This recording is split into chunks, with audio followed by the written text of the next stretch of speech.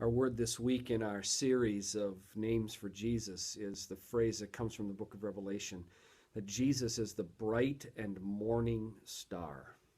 I'm going to talk in a minute about what that means, but I'm going to first tell you why he gets that name. In the Old Testament book of Numbers, the promise of a king to come, a savior to come, is given to the line of Jacob. It says, out of Jacob will rise a star, a king, one who will come to save his people.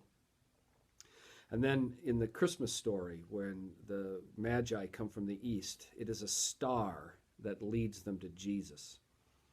And so Jesus becomes known as the bright morning star.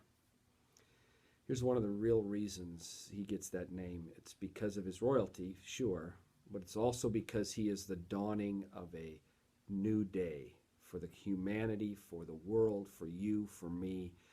The Psalms talk about how our lives are full of mourning, but in the mourning and grief. But in the dawn, in the new day, comes joy and hope. That's what this bright morning star of Jesus leads us to.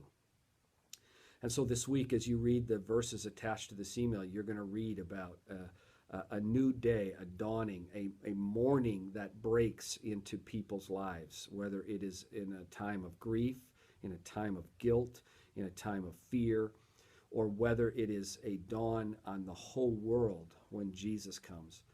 We have all of those things wrapped up in these readings. But as you spend time doing that this week, understand that in the places of your life where there is darkness and mourning and grief, there does come one. His name is Jesus, and he is the bright morning star.